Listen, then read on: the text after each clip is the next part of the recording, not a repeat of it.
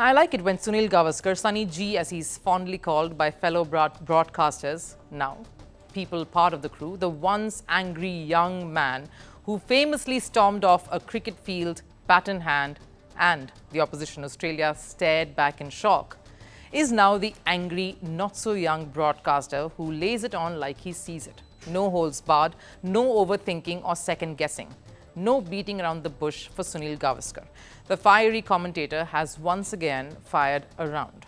The targets this time, of course, are the English commentators. And again, legends of the game and legends behind the mics too. Nasser, Hussain and Michael Atherton. So what exactly has been the cause of retaliation? Why them questioning India getting a slight advantage in this Champions Trophy, of course, regarding playing all matches in the same venue, Dubai. They're playing at just one venue. Therefore, the selection, can focus in on the conditions in Dubai. That seems to me to be an undeniable advantage. Other teams will have to pick playing 11s for different conditions, and then they have to travel and adjust to those conditions. They sit happily and comfortably there. They know they're going to play 6 games there, and if they will win all those, they will win another global tournament. To be fair, it has not only been them. Several cricketers, current and former, have raised questions and eyebrows over India getting preferential treatment in this tournament. Here's a sneak peek of some of it.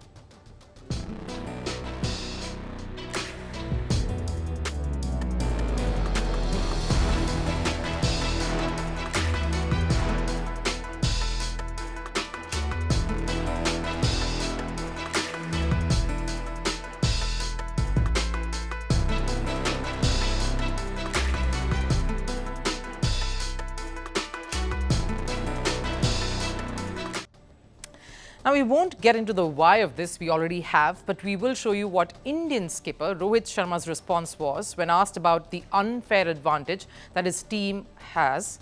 This was, of course, at a press conference just before the semi-final against Australia. The 3 matches we played, the nature of the surface was the same, but in all 3 games, the pitch has behaved differently. We don't know which pitch is going to be played in the semi-final. This is Dubai, this is not our home. So, we don't play so many matches here. This is new for us too. A very logical and measured response, but let's jump straight into what Sunny G had to say in reply to this while speaking to a media outlet. I think these are all wise and experienced people. Why don't you actually look at why your team has not qualified? Rather than constantly focusing on India, are you even looking at your own backyard? Your players are in such a fragile mind state. They don't seem to care about results. That was a direct response to the critiques made by English players and commentators. England crashed out of the ICC Champions Trophy without winning a single match. They refused warm-up games in the lead-up to their opener in the Champions Trophy. They said they had the practice of playing in the subcontinent as they had already played India prior to this. Again, their dismal journey is well documented, so we won't get into the details here. Sunil Gavaskar, of course, took this a step further. India's contribution to global cricket through television rights and media revenue plays a massive role. They need to understand that their salaries also come from what India brings to the world of cricket. Trust the man to take out his whip and lash it out for all to hear. The retort may have come post one remark objecting to this skewed scheduling, but what Gavaskar said was for all to hear. Let's break that down for you. When we speak of revenue, engagement, fan presence, talent, India sits on the forefront of it all. ICC events are a success on the back of India's presence and how far this team goes in the tournament. Because the percentage of engagement, whether it's through fans, sponsors, spectators at the stadiums, is mostly coming from India. Thanks to, of course, the population and, of course, the stardom that some of the cricketers have here and the markets that are interested in investing in Indian cricket. It's significantly higher. The level of commercialization that cricket has generated is driven by the mechanism in the country, in India. And that in turn contributes to the growth and success of the sport globally. Let's also look at the amount of cricket that India plays in the shorter format compared to some of the other big teams.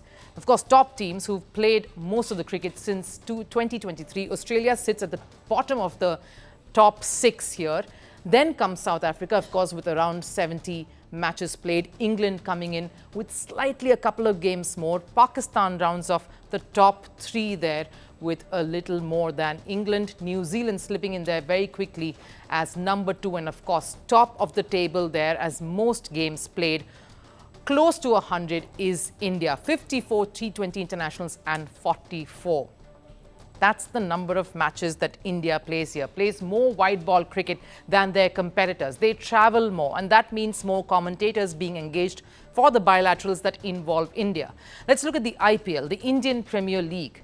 The Premier T20 tournament is the biggest cricket league the world over in terms of popularity, revenue generation, sponsor deals, broadcasting rights, and that's a window almost every commentator the world over comes to be a part of. It's lucrative and generates more jobs for cricketers all over the world, present and former. So maybe all that Sunil Gavaskar is trying to say is focus on the big picture here, like Australia did when the 2023 ODI World Cup final took place. They were playing India in Ahmedabad and had lost the toss. The conditions were not easy, and yet they managed to hold their nerves to beat India to lift the World Cup in their own backyard, in India's backyard. Focus on the cricket and providing the best possible quality of a contest. It's the Champions Trophy after all. Merci beaucoup. Hi, how are you? Very well, thank you. Thank you for being here. Namaste, Mr. President. Bharat ke logon ko meri namaste. How many people generally follow you in interviews? Typically in a month we have viewers up to 150 million. That's more than twice the population of France. And in the last 2 years we had 3 billion viewers. So I say, Lohon, this is your chance to be famous. You're on first post. One word to describe your equation with Prime Minister Modi. Amitié. As India and France work together, are you creating a new era of non-alignment in the technology space? India is a training superpower. 1 million engineers a year, more than all of Europe and the US combined. So we have that partnership. We have a partnership on the environment and the economy. We also have civilian nuclear programs, and that is something we've developed far beyond the France-India relationship. So we want to work together on AI.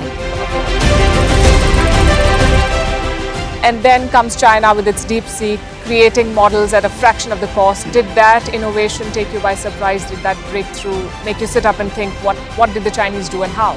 But what did DeepSeek do? They took everything that was already available from the last AI model, and then they recalibrated it. So are you going to ban Chinese AI in France? So we don't have this American approach of banning tech because of where it comes from.